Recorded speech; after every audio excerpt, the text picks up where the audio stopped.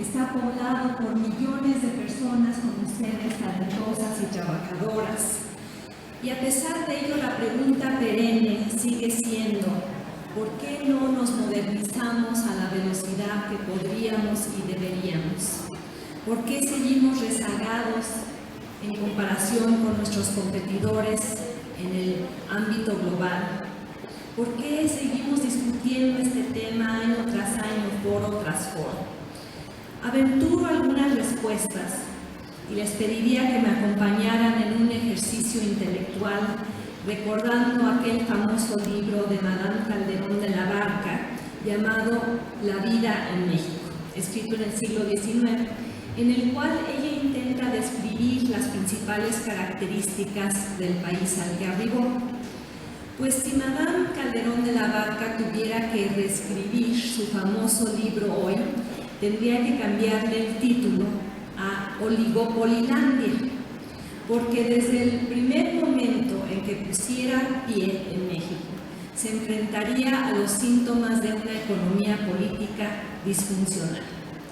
Para empezar, aterrizaría en el Distrito Federal, en uno de los aeropuertos más caros del mundo. Se vería asediada por maleteros, un monopolio, que controlan el servicio. Tomaría un taxi de un manojo de compañías que han formado un cartel en el aeropuerto y se han decretado un aumento en las tarifas, autodecretado, ante el pasmo de las autoridades. Si tuviera que cargar gasolina, podría hacerlo solo en Pemex, y en el hotel habría el 75% de probabilidades de que consumiera una tortilla vendida por un solo distribuidor. Y si se enfermara del estómago y necesitara ir a una farmacia, descubriría que las medicinas ahí cuestan mucho más que en otras partes del mundo que ha visitado.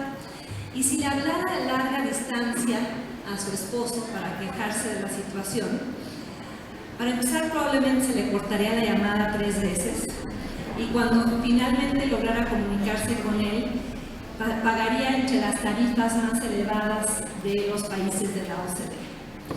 Y si prendiera la televisión para distraerse ante el mal rato, descubriría que solo hay 2 cadenas abiertas, en contraste con muchos otros países que tienen 5 o 6 cadenas abiertas de televisión. En nuestro país solo hay Televisa y Televisión Azteca.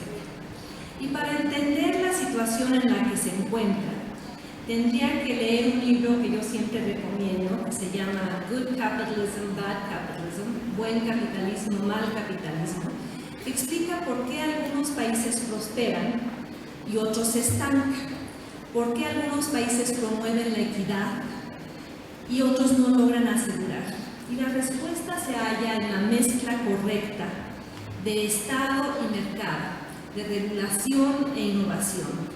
La clave del éxito se halla en el modelo económico, en la capacidad de un país de crear las condiciones para el capitalismo dinámico, competitivo, de terreno nivelado de juego, innovador, versus otras formas del capitalismo que son mucho menos benéficas para sus ciudadanos y mucho menos exitosas.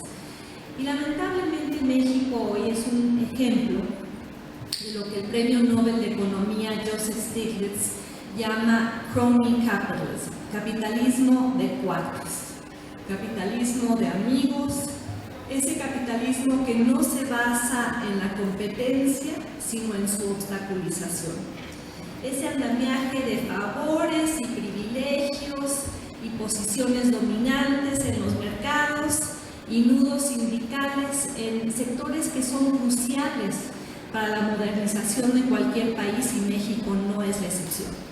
Si quieren entender por qué no crecemos y nos modernizamos a la velocidad que podríamos, miren lo que está pasando en esos sectores: telecomunicaciones, servicios financieros, transporte, energía, educación.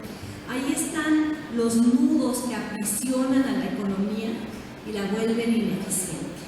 Una mezcla de capitalismo de Estado y capitalismo oligárquico que distorsiona la operación de los mercados y debilita la confianza en ellos.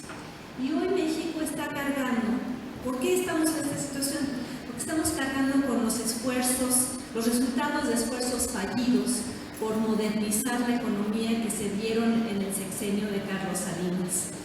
Las reformas de su sexenio entrañaron la privatización, la liberalización comercial, pero esas reformas no produjeron una economía de mercado dinámica debido a la ausencia de una regulación gubernamental eficaz, capaz de crear mercados funcionales y competitivos. En vez de transparencia, competencia y reglas claras, prevaleció la discrecionalidad entre los empresarios que se beneficiaron de esas reformas y los miembros del gobierno encargados de regularlos. Y ahí están los resultados de reformas quizá bien intencionadas, pero muy mal instrumentadas. Una economía que no crece lo suficiente, una élite empresarial que no compite lo suficiente, un rentismo extendido, al cual me voy a referir, un modelo económico que concentra la riqueza y distribuye muy mal la que hay. No sé si ustedes recuerden que hace unos años hubo una película de moda que se tituló Cansada de besar sapos. Pues cansada de pagar rentas debería ser el título de la película que los consumidores mexicanos estamos viviendo hoy. Una película de abuso, de extracción, la pesadilla cotidiana que padecen millones de mexicanos sometidos a aquello que la literatura económica llama el rentismo, rent seeking. Las múltiples maneras en las que individuos o grupos privilegiados obtienen reglas del juego que los benefician, permisos que los enriquecen, amparos que los exoneran, regulación que los protege, protección que les permite acumular grandes ganancias a expensas de demasiados consumidores, ustedes y yo, obligados a pagar precios abusivos por bienes y servicios como la tortilla, la telefonía, las carreteras, los servicios financieros, las afores, la gasolina. Somos víctimas de un proceso mediante el cual uno o varios empresarios capturan rentas a través de la manipulación del entorno económico, acaparando o especulando o monopolizando o creando un cartel, manipulando al mercado para controlarlo, y eso es lo que padecemos todos los días en este país. Somos víctimas de una red de rentismo que beneficia a alguien como el dueño de una distribuidora de maíz, o el concesionario de una carretera privada, o el comprador de un banco rescatado por el Fobaproa, o el principal accionista de Telmex, el señor Slim, o el operador de una Afore, alguien que no es un consumidor como cualquier otro, alguien que no es ustedes o yo. Pero ustedes y yo hacemos posible la fortuna de los rentistas. Cada vez que hacemos ¿qué? Cada vez que pagamos la cuenta telefónica, la conexión a internet, la cuota en la carretera, la tortilla a un precio fijo, la comisión por las afores, la comisión por la tarjeta de crédito, ejemplo tras ejemplo de rentas extraídas a través de la manipulación del mercado. Ahí está el ejemplo de la tortilla, un mercado que en realidad no lo es porque de libre tiene muy poco, un mercado distorsionado por distribuidores que coluden entre sí para elevar precios, un mercado concentrado que opera en torno a 2 o 3 grandes jugadores, inhibiendo la participación de los demás. Un mercado ineficaz que beneficia a algunos distribuidores mientras perjudica a muchos consumidores, ustedes y yo. Ahí está el ejemplo de los bancos, las preguntas sin respuesta, el misterio sin solución. A ver, ¿por qué los márgenes de ganancia de los bancos extranjeros en México son mucho más altos que sus filiales en otras partes del mundo? ¿Por qué las utilidades voluminosas provienen del cobro a comisiones al consumo, sobre todo en tarjetas de crédito? ¿Por qué las comisiones bancarias en sí representan el 35% del ingreso de los intermediarios. ¿Por qué los créditos hipotecarios son tan caros? Yo acabo de terminar de pagar una hipoteca con una tasa de interés del 13%, cuando en Estados Unidos las tasas son ya casi 2%, si no es que menos. Y nos dicen que la explicación oficial es el riesgo, dadas las crisis bancarias del pasado. Pero quizá hay otra explicación por qué un mercado que dice ser competitivo no ofrece mejores condiciones a quienes tienen acceso a él. La protección, quizá, la mala regulación, quizá, y mientras tanto el servicio malo y caro que padecemos los usuarios, ustedes y yo. ¿O acaso les gusta mucho ir al banco? ¿Sienten que el servicio ahí es bueno? Bueno, ahí está otro ejemplo, el de las carreteras, con tarifas de primer mundo y calidad de tercer mundo, con baches y tramos inconclusos y faltas de señalización y deslaves y casetas de cobro deshabitadas y sistemas de cobro ineficientes, luego de un proceso de privatización que supuestamente prometía grandes beneficios, pero al parecer solo existieron para los concesionarios o los contratistas. He ahí el síntoma del rentismo en cada carretera cara y mal mantenida, en cada extracción, en cada casilla de cobro, una y otra vez que paramos ahí, ustedes y yo. Ahí está el ejemplo de la telefonía. Mes tras mes, el traspaso masivo de riqueza del bolsillo de los consumidores a las arcas de Teléfonos de México, a las arcas de Telcel. Un mercado donde después de 10 años de supuesta apertura a la competencia, el señor Slim sigue siendo dueño de la empresa dominante, que es Telmex, y los precios siguen siendo altos. El proceso falló, dicen exfuncionarios de la COFETEL, la agencia reguladora. El consumidor no se benefició, lamentan, por la falta de regulación adecuada, por la persistencia de prácticas anticompetitivas, por la inexistencia de esquemas tarifarios, por los amparos que después de años de litigio las Cortes acaban otorgándole al señor Slim. Pero en realidad esta situación es así porque dentro del gobierno hubo alguien que claudicó, alguien que cedió, alguien que dejó de diseñar reglas para contener el rentismo, alguien que dejó de hablar en nombre del consumidor, ustedes y yo. Y mientras tanto, el rentismo, ¿qué hace? Para empezar, acentúa la desigualdad. Imagínense a esa mujer indígena, pobre, de Chiapas, que camina 10 kilómetros para encontrar el único teléfono público en su localidad, porque a pesar de que los términos de la concesión del señor Slim incluían la obligación de proveer telefonía rural, no ha cumplido.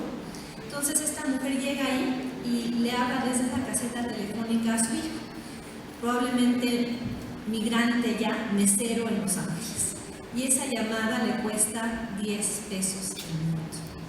Según la Comisión Federal de Competencia, los pobres de este país pagan 40% más de lo que deberían en servicios básicos como telefonía.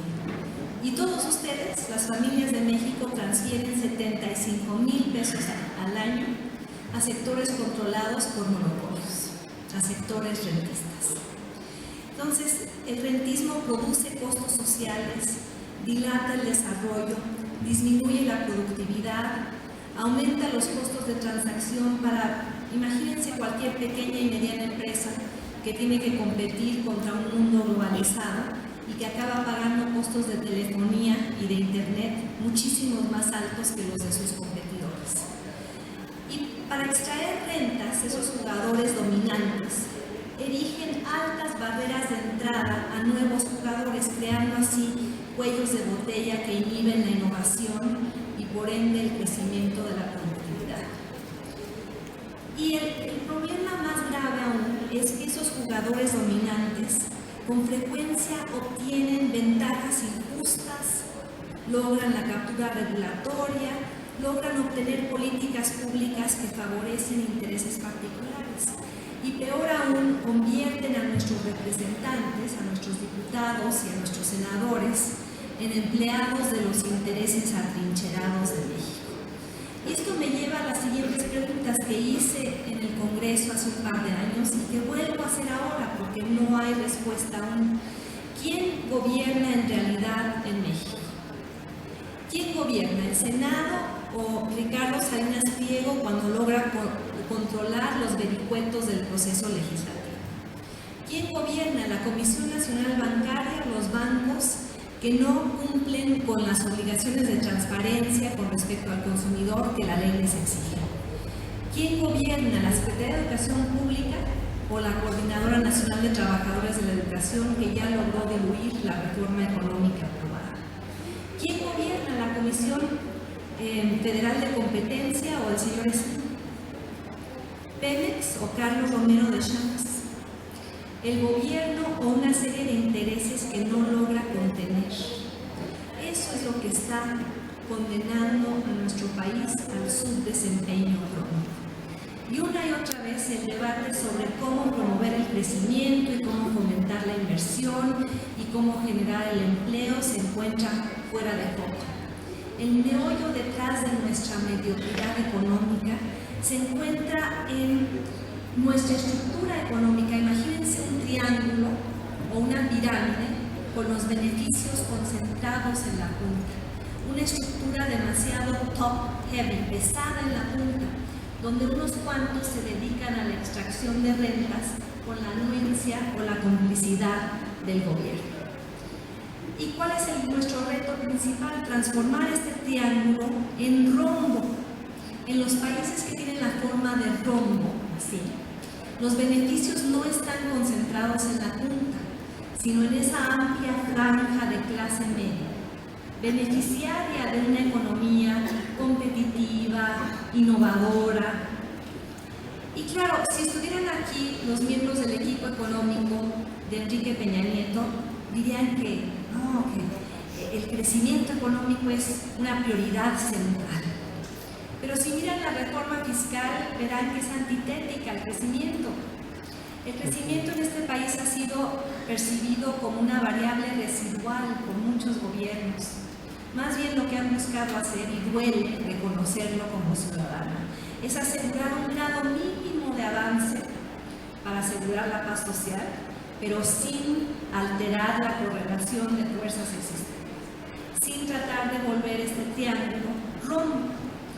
Y el problema surge cuando este modelo comienza a generar monstruos, cuando ese apoyo gubernamental a ciertas personas produce monopolios y duopolios y oligopolios que ya no pueden ser controlados, cuando esas criaturas del Estado, porque Carlos Romero de Champs es una criatura del Estado, concebida hace muchos sexenios y apoyada y alimentada por el propio Estado.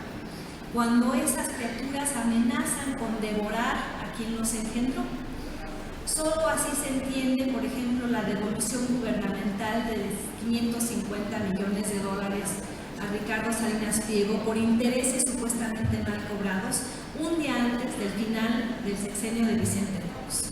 Solo así se entiende que se haya aprobado con bombo y platillo la reforma en telecomunicaciones y ya pasó el plazo para la elaboración de la ley secundaria y como Televisa y Televisión Azteca se oponen a la reforma, pues los legisladores ya la archivaron. Solo así se entiende que la reforma Pemex no haya tocado al sindicato ni con el pétalo de una regulación. Síntomas de un gobierno coludido, de un gobierno débil, de un gobierno doblegado, que convierte a sus ciudadanos en naranjas. Porque yo, al igual que ustedes, soy una naranja. A mí, al igual que ustedes, todos los días alguien me exprime. Me hace un cobro excesivo, o me cobra una tarifa exorbitante, o me impone una